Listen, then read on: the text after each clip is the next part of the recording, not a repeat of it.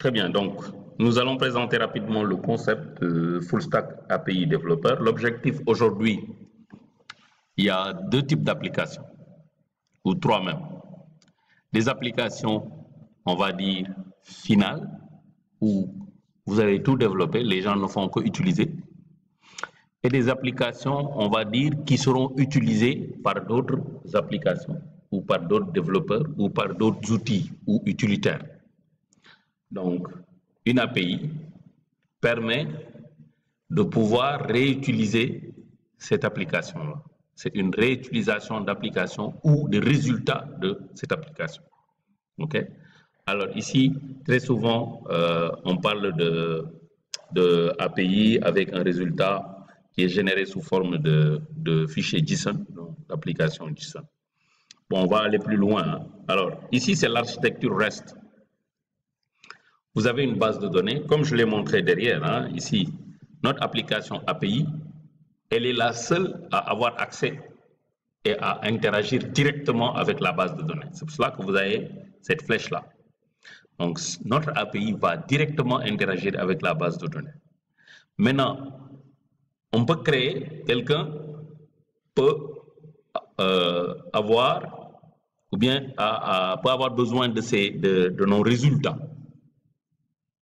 Bon, par exemple, on dit, nous traitons les milieux aquatiques, les milieux qui ont beaucoup d'eau, etc., etc. Alors, l'objectif pour nous, c'est de pouvoir donner à ces personnes les informations que nous avons réussi à obtenir. OK? Aïe. Tu vois? Donc, ça, c'est un.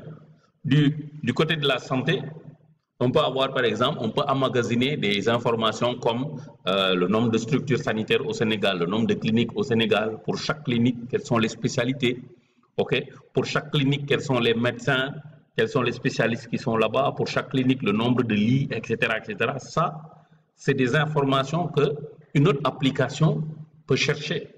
Et notre API, donc notre application, permet de fournir.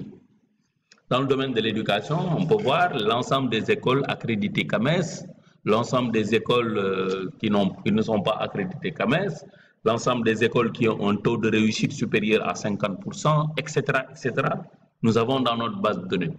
Et si vous créez une application web ou mobile, vous avez besoin de ces informations. Au lieu de recréer une base de données ou d'aller faire des collectes d'informations, vous n'avez pas besoin de ça. Vous venez, notre API vous fournit ces informations-là. Même chose du côté de l'élevage. Okay? Donc l'API est très importante. C'est de permettre une réutilisation des informations. Donc, votre application n'est pas une application finale. C'est une application évolutive, c'est une application qui permet d'être utilisée par d'autres applications. OK? Voilà. Donc c'est ça l'architecture comme je l'ai. En réalité, il n'y a pas d'interaction directe entre les clients et le web server. OK? Nous créons ce qu'on appelle un business logic qui va nous permettre de pouvoir recevoir les requêtes des clients, prendre nos propres pilotes pour aller chercher, extraire l'information et les envoyer. Il y a un ensemble de termes qu'on va voir après, les put, les get, les posts, etc.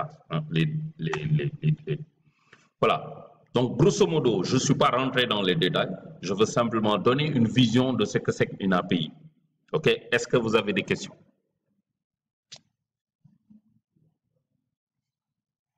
Hein? C'est bon? Très bien. Donc, notre objectif, notre problématique aujourd'hui, c'est de pouvoir développer ou proposer une solution par rapport au vol de bétail. Vous voyez, c'est une catastrophe en Afrique. Hein. Peut-être que les Européens ont déjà réglé ça, mais nous, on aimerait proposer au moins une solution fiable.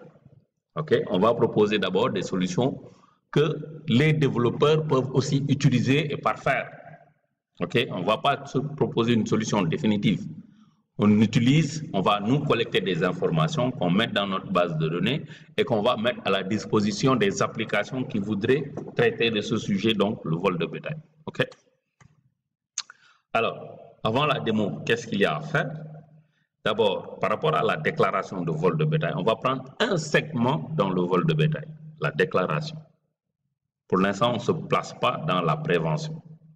On constate qu'il y a vol.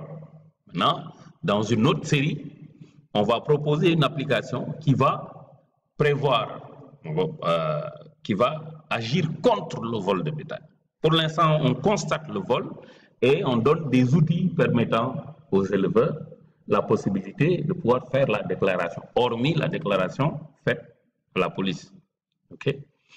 Donc, on va créer une API qui permet de faire une déclaration de vol d'une bête, créer le mécanisme qui permet d'envoyer des alertes à la police, à la gendarmerie et à toutes les personnes ayant un compte sur la plateforme. D'abord. Maintenant, on crée une API, donc les infos, donc infos utilisables par une autre application web et des applications mobiles. Donc ça, c'est l'objectif de l'API. Hein. C'est-à-dire que quand vous avez une API, vous pouvez transmettre des informations à une application web, comme vous pouvez transmettre ces informations à une application mobile. On va voir dans le cadre de Xamarin comment on va nous recevoir les informations, c'est ce qu'on a fait avec le Xamarin Dev Days. OK? Très bien, donc s'il n'y a pas de questions, on va switcher rapidement. Donc, première chose, créer le projet dans Visual Studio. Deuxième chose, définir le Data Access Layer, la couche d'accès aux données. Donc, on va d'abord définir nos modèles et définir la couche d'accès aux données. Et enfin, maintenant, commencer à créer les interfaces de communication ou de transmission. C'est bon? OK, c'est cool.